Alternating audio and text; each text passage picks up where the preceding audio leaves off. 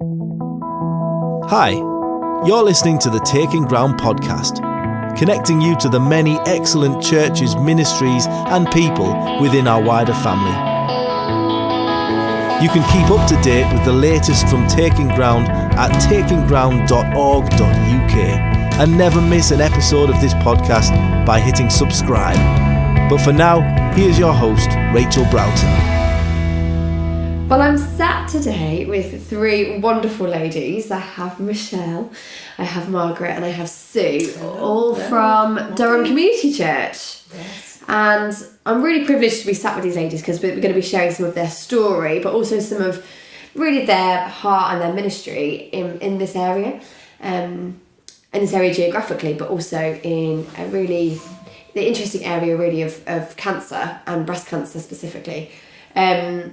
So why don't we just start by introducing ourselves, if that's all right. We'll go around and just say who you are and maybe a little bit about your, just 30 seconds on your journey. What's your story? Ooh, 30 seconds. Well, I'll give you a little bit longer. Go on, I'll be generous today. Very quickly. So I'm Sue Goulding and I live in Durham, and I was diagnosed with breast cancer 5 years ago this month. Oh wow. Actually. Yeah. So 5 years ago on the 3rd of March I was actually having surgery for primary breast cancer. Right, And okay. I don't know if you want me to go on. Yeah. Go on. So it was a shock and it was a big surprise, and I went on a journey really exploring what support there was available within County Durham with people that had been on the journey, a similar journey to me, because I just felt this inside need to speak to other people that had walked a similar path. So that started my exploration of what was available, and discovered there was only one support group within County Durham. Wow. Registered. And I went along to that, and it was in an evening once a month, and it was very, very informative about things that were going on. And Sandy was an absolute angel that ran the group. She's now part of Buddy Cups. But it wasn't exactly what I was looking for. Okay. You wanted something maybe more relational. Yeah. Time to just, have... It was also at the hospital, so I actually had to drive past the mammogram unit and go into the hospital boardroom, which obviously brought up and evoked It's very triggering. So it wasn't really what we had in our mind. And I'd also seen one of my best friends go through breast cancer the year before, that we're connected with, Donna. We'd seen her journey as well in supporting her, and then obviously I found myself in that facing situation. the same thing. Yeah. And so we were very much meeting together, talking together.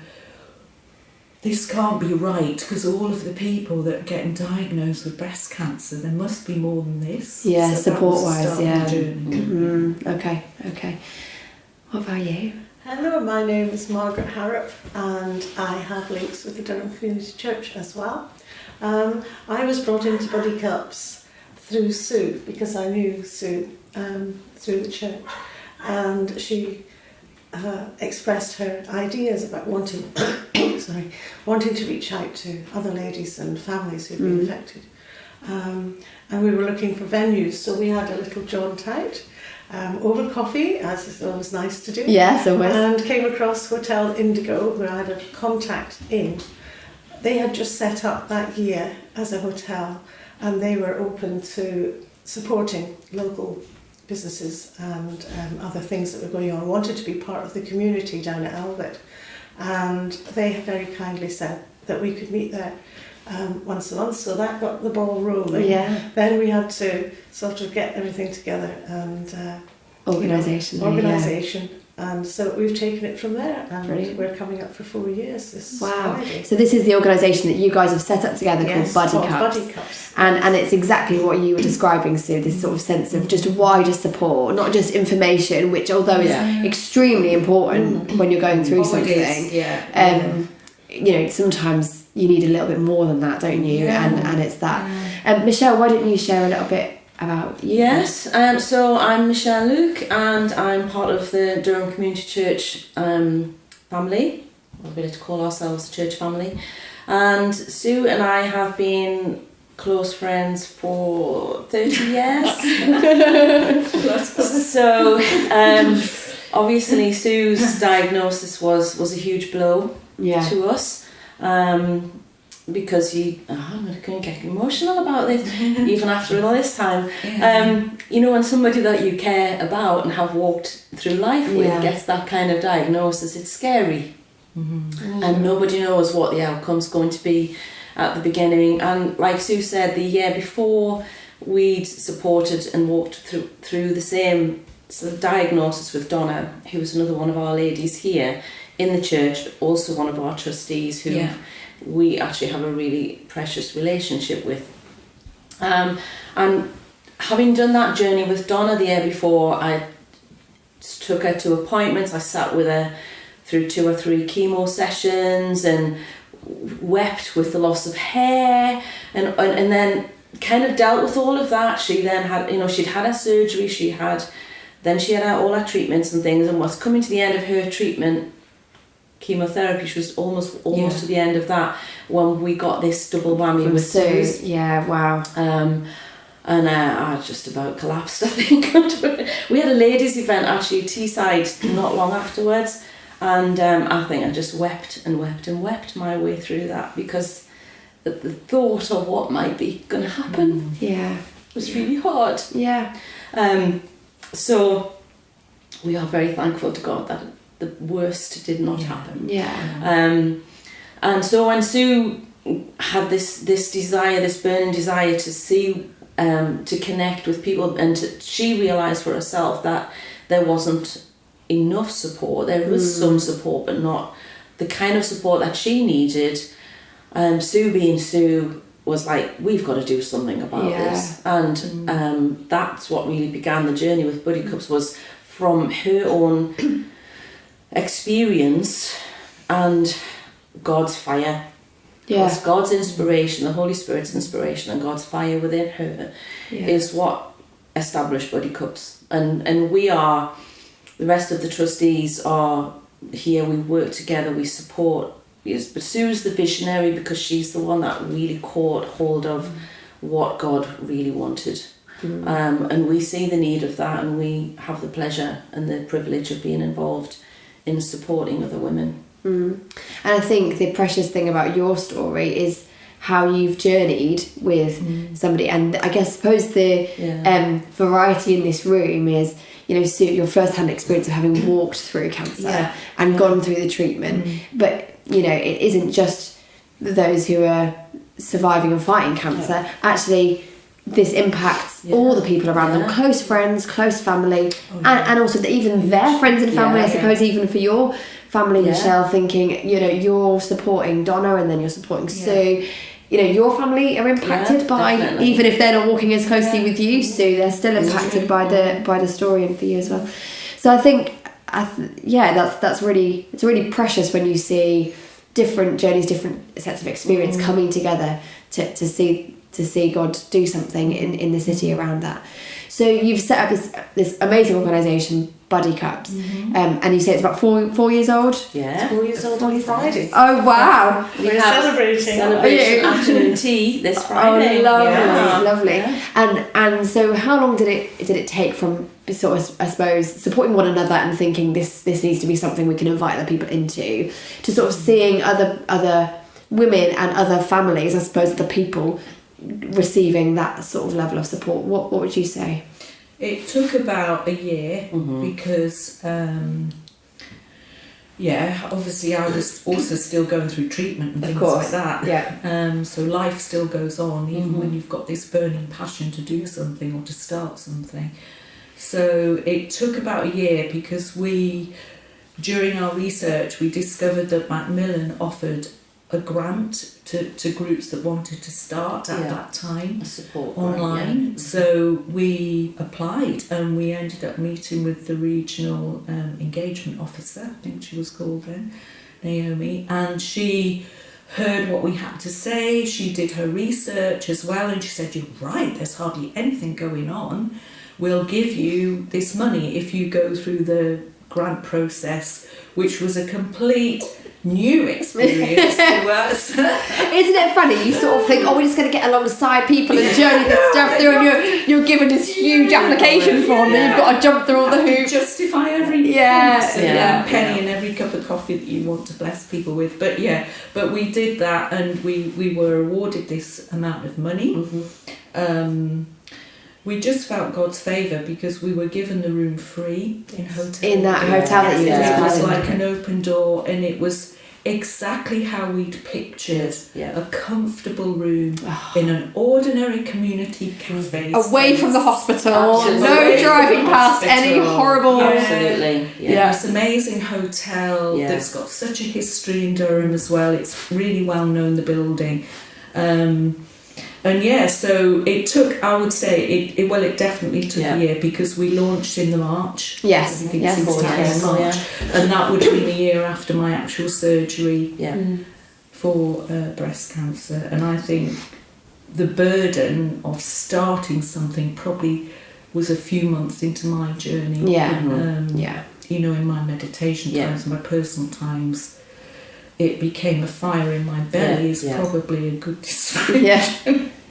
It was like Popeye said, I can't stand this. I can't stand the fact that somebody could be sitting in that room at the hospital, just being told this bombshell, the C word, as some people call it, which is, we need to stop doing that. You have cancer, and all of the memories and all the things that conjures up in your mind, and then not knowing, particularly emotionally, where to go. And the hospitals are very good at giving you leaflets and books to take away. It's a lot to process. A lot to process. But 1 in 2 of us are going to get diagnosed with cancer in our lifetime.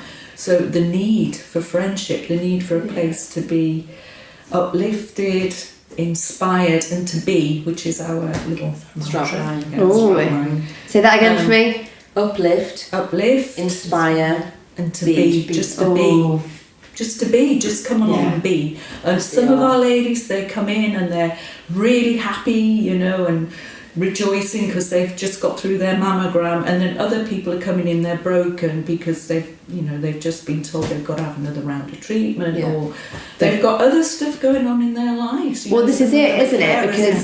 Because life doesn't stop when you get a diagnosis of cancer. You have all of the same issues. What would you say has been one of your biggest challenges, being involved with the process, being involved with with body cups? What have you found the hardest thing? Apart from me. Keeping up with Sue's ideas. I think we mentioned the grant application forms. Paperwork.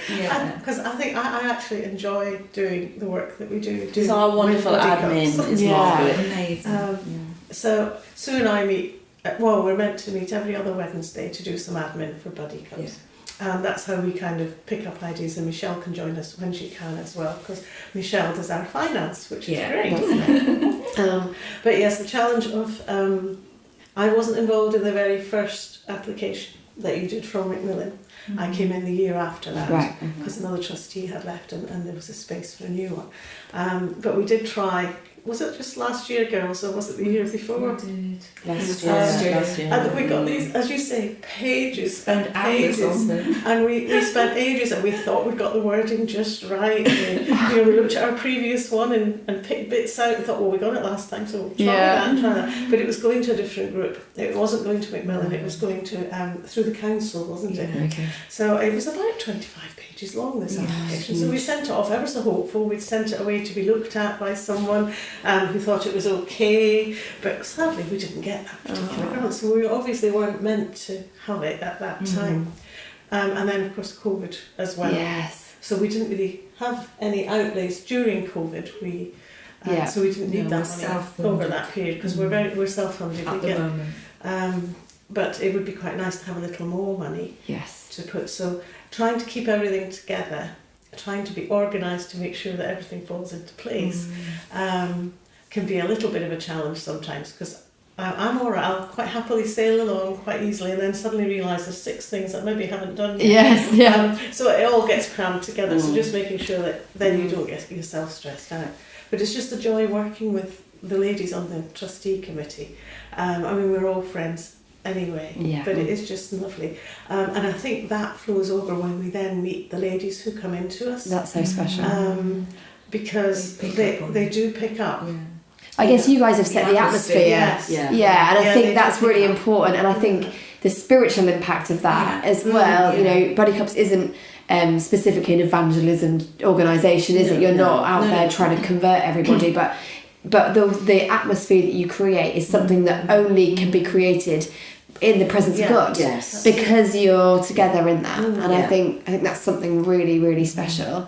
And what I'm loving hearing you speak, Margaret, is, you know, Sue obviously carries the vision and the fire, but actually somebody who's a visionary usually is not great with admin. I know. Honestly, I couldn't. But you need to be a team. You need somebody who can carry the finances. You need somebody who can carry administration, and you need somebody who can fire everybody up and say, "This is why we're doing this." And I think that's a beautiful partnership, and that's really important. But it's also a picture of how the kingdom of God is and how the body of Christ is. You know, we need every part, don't we? We need the mouth, we need the ears, we need the nose, we need the eyes. So that's really special. Yeah, all of the trustees bring something unique and individual, don't we? We all have different strengths. You know, we have all of us have a bit of a thread of creativity, which is a nice joining thing that we all have a common interest in, because we do a lot of creative things with the women. One of our ladies is a fabulous stained glass artist, and has produced some amazing stuff that we've been able to sell, which then brings in some finances. Our other ladies are a bit more technical or get behind us with the prayer support. So we're all doing something different, which then brings together a bigger expression of who we are, I think, and something more of God's heart to the women. It is very spiritual. I mean, it's kingdom, isn't it? It's kingdom at work. Being God's family together. And we've all got our individual callings, but we've got a corporate calling that we're carrying. This is a really precious ministry, and it is the heart of God, meeting people in their deepest need, in their darkest spaces. Do you want to talk about what maybe the key things that you found to be really helpful for those either walking people through their own journey with cancer, or also walking the families and the friends through that process as well? What would you say are the key things that you're supporting people through, or the key things that you're able to, I suppose, impart? I think one of the things is creating a space where people can express emotions, you know, not being frightened of holding it all in together, because I think you do try and hold things together, especially for your family. Be strong friends, for everybody else. You don't want them to be breaking up and being burdened. So a lot of stuff gets locked inside, from my experience, and from meeting other people going through it, with the carers and people with breast cancer, actually. So we're providing a safe place for people to say, do you know what? This is pretty rubbish, going through this journey. And that's okay. And we're not going to start telling them, no, it's not, pull yourself together. Think positive. We're actually going to say, do you know what? It is. Yeah, it is. It's and let's get alongside you. So, it's kind of a non-judgmental, non-condemning. Definitely. It's okay to come as you are, and that's why we wanted the be in it, because we want honesty and we want reality. And yes, within that we want the hope, because we carry obviously the hope of God in our hearts and our light to them. And I think the emotional journey, we talk about that a lot together.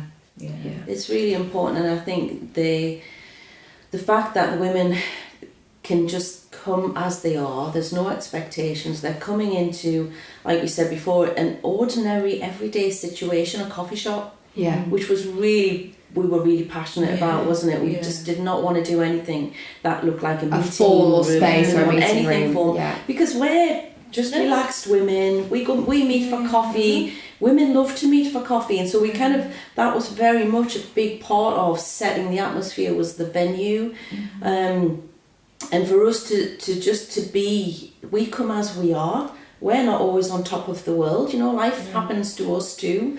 So we're not always on top of the world when we meet together. We don't expect them all to come full of joys and smiles. And in fact, actually, there have been times where we've wept together with women over the difficulties. We've hugged, we've shared stories about real situations that are causing distress or concern, or we just need to get out there and have someone else say, oh, yeah, that must be really tough for you. I can understand where you're coming from.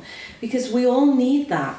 And women going through breast cancer don't know what the outcome's going to be. It's a very uncertain diagnosis. There's such a spectrum within it, isn't there? Huge, absolutely huge.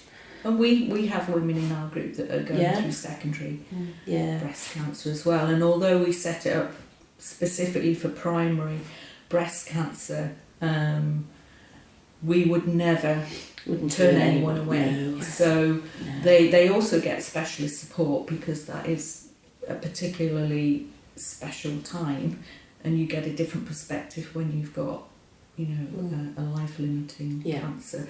So they do get specialist support from the local places. We've got links with them, we've got relationships with the Maggie Centre, with Macmillan, St Cuthbert's. So we signpost them and we say, do you know what? We acknowledge you're in a different season in your journey, but we're still here to offer you relational support, and we laugh a lot as well, and we try new things, because the inspire bit is you re-evaluate your life when you go through something like this. It causes you to start assessing things in a different way. What is really important?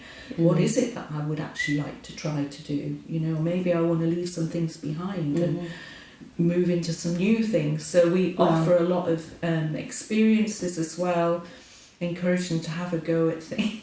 That's amazing. Yes. And we've done poetry workshops, we've done all sorts of things. Poetry was quite a challenge.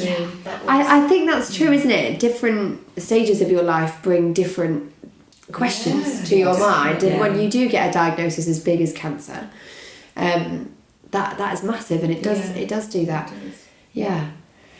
So tell me about your main outreach work. Obviously that's been mainly for women getting that primary diagnosis. Have you been able to work with hospitals, or with how are you getting the information out there for people to access? We have contacts by email for all the major Macmillan related things within our area, and when we do a new programme, one of which I've got through there for you, we have a new programme going from April to September. They will get emailed out to the relevant organisations for them to then pass on. We have a couple of contacts just this past year through GP practices, haven't we? Oh, brilliant. Who have got, now what's the title? Social practitioners. Yes. Okay. And it's a new appointment that they seem to be bringing into some surgeries in County Durham.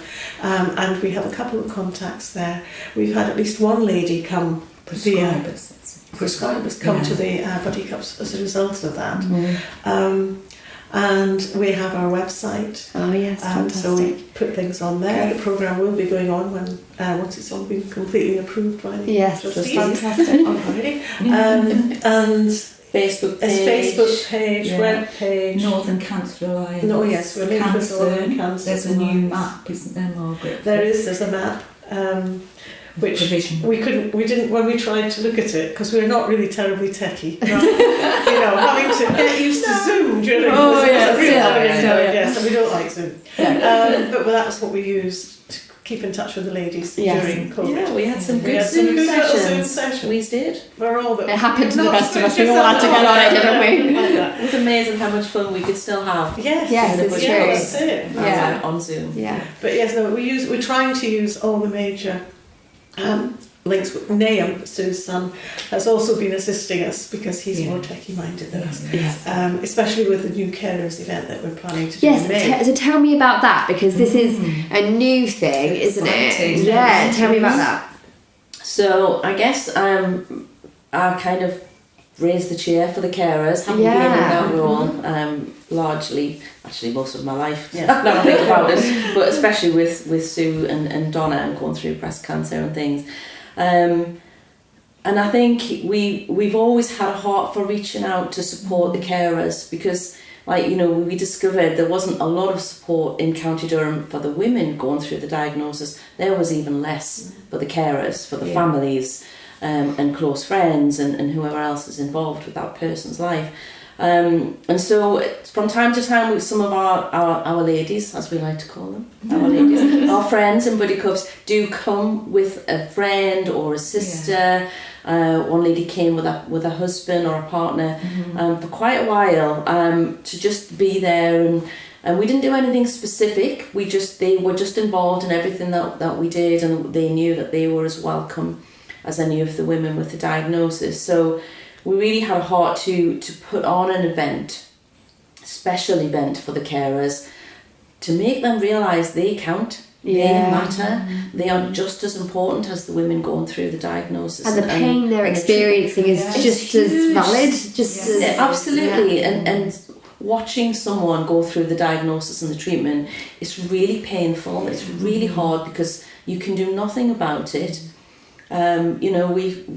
We sit together, we want to fix it and we can't. We cry the tears and wail at, what's going to happen and all the rest. So there's all of that. We wanted the carers to know that we were caring for the carers, if you like, that they were important in this journey.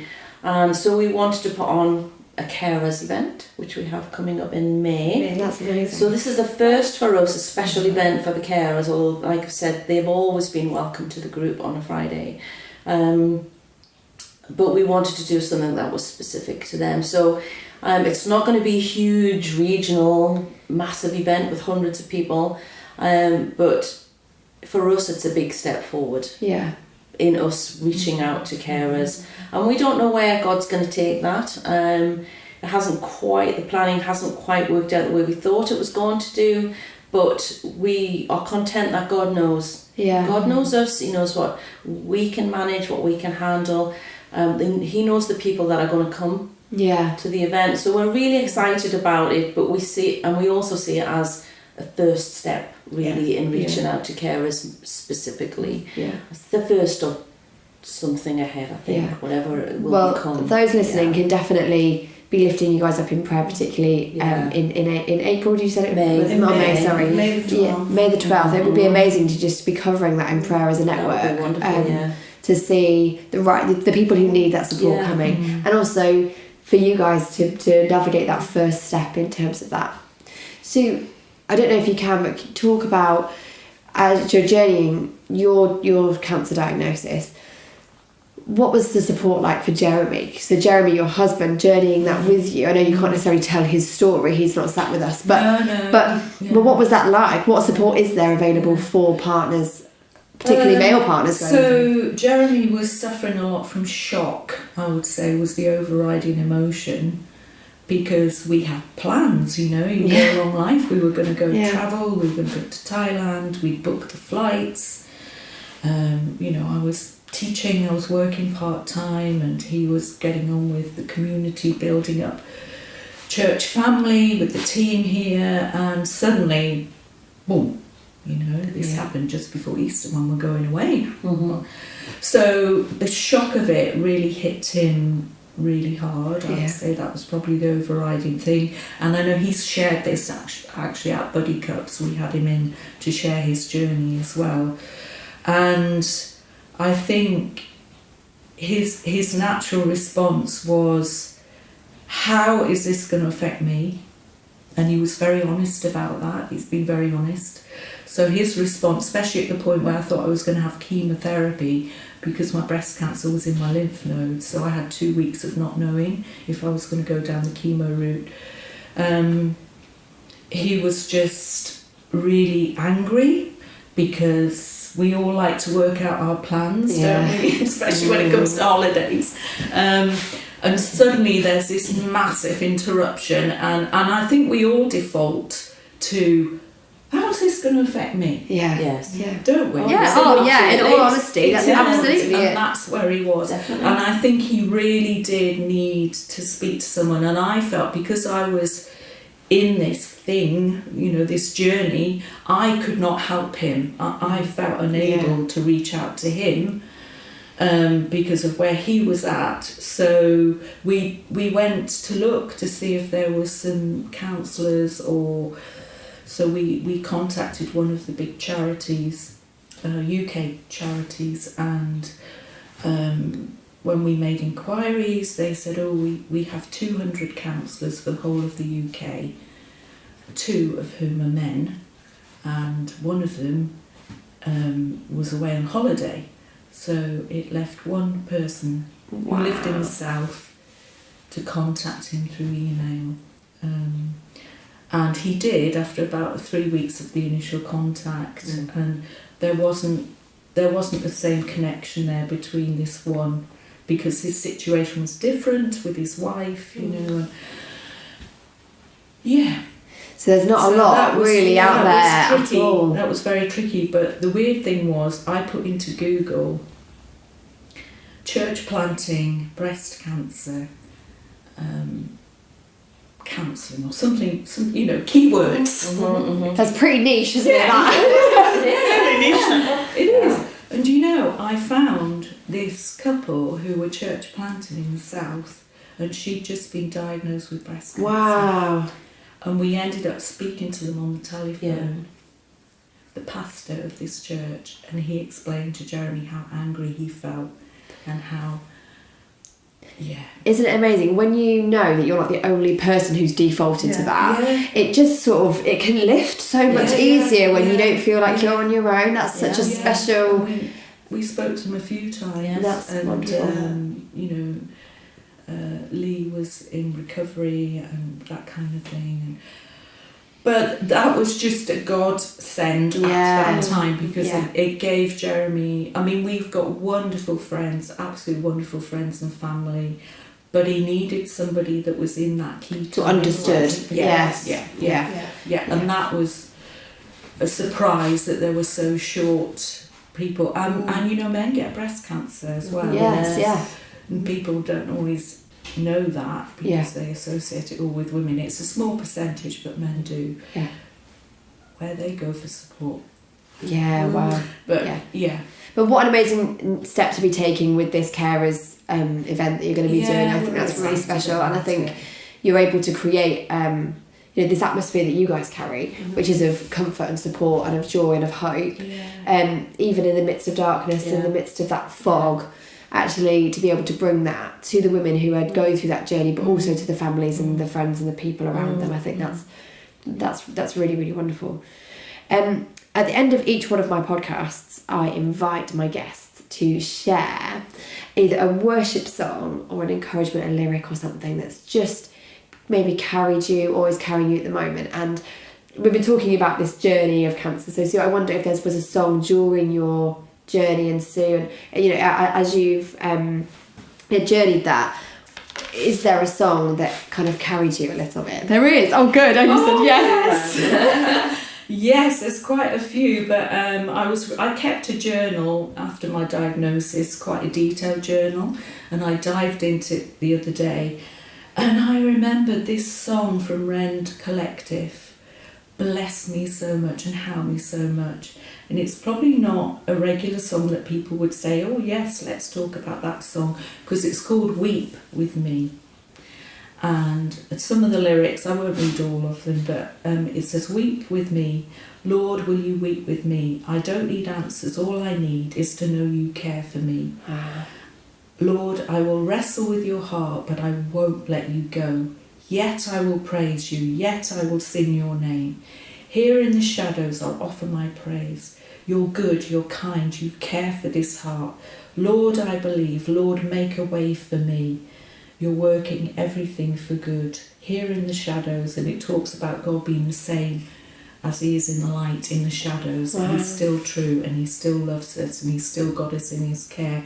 And that just, I wrote it down in my journal, and when I went back, and the album was actually put together in 2018, which is when I got my diagnosis as well. So yeah. That's wonderful. And there's lyrics just... Yeah, and it's a lament, you know, Yeah. and worship can be a lament from the heart. Definitely. But for me, it was the hope, the eternal hope was still there. God was still caring for me. God still had a plan in all of this chaos at the beginning, you know, when I got my diagnosis. And just that hope and just that anchor that God is, you know, during that time.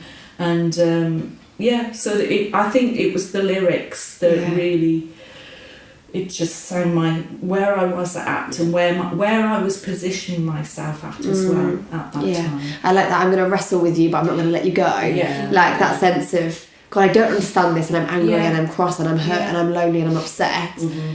But I know you're here. But I'm staying here. I'm staying. Yeah. With you. Yeah. Yeah. Wonderful. Mm-hmm.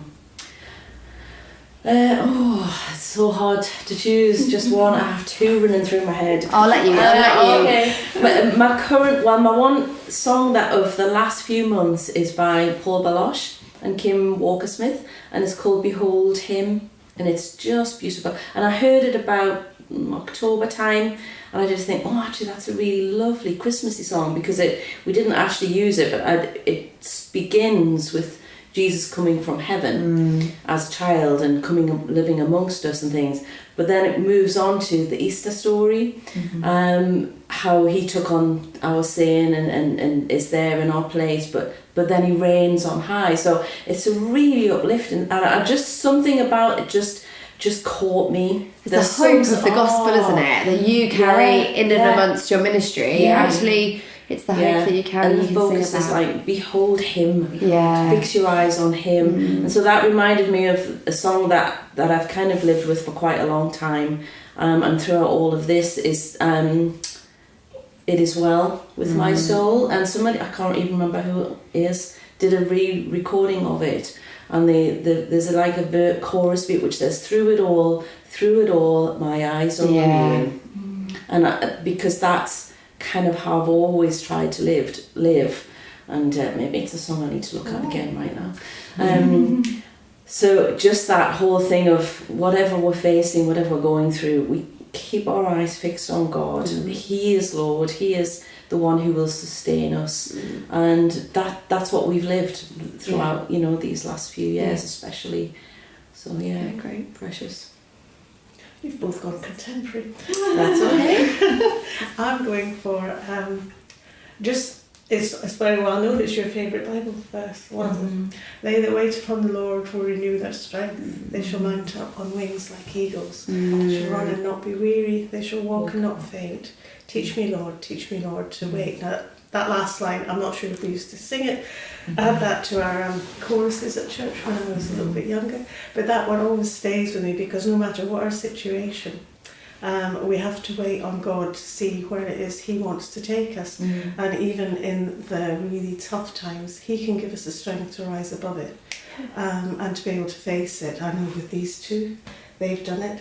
We watch our ladies. We have some ladies who have really tough times. Yeah. They get there, and actually they inspire us as much as they do. We get just as Yeah. much back from them. Yeah. We do. I love the variety of the worship songs that you've shared, because sometimes we do need to go deep and wrestle and say, God, this is not fair, and I don't feel good, and and we need to focus on our pain, and sometimes we just need to look at Him and be like, hang on, let me just shift my perspective to Him. And sometimes we just need to wait and allow Him to do what He's going to do. And I think that's three wonderful perspectives that actually we need in every season of our lives, but particularly when we're going through suffering and challenge, and especially a cancer diagnosis. Sometimes hang on, I've got feelings here. Sometimes, God, I need you to give me your perspective, and sometimes we need to wait for Him. Wonderful. Ladies, thank you so much for sharing. Thank you. And I would just want to encourage people listening to right now, as this podcast coming to an end, to just lift these ladies up in prayer, and the ladies that they're encountering through their support group, through all of their outreach, and the families. Just, everyone knows somebody who's been through cancer. Yes. And we can identify with that, and I just encourage us, I suppose, now to just release our prayer over those suffering and over those in our lives that we know. Bless you. Thank you. Thank you. We hope you've enjoyed this conversation. Make sure you subscribe so you don't miss an episode. If you've got a story to tell, get in touch with us. We'd love to hear it. You can contact us at podcast@takingground.org.uk. See you next time.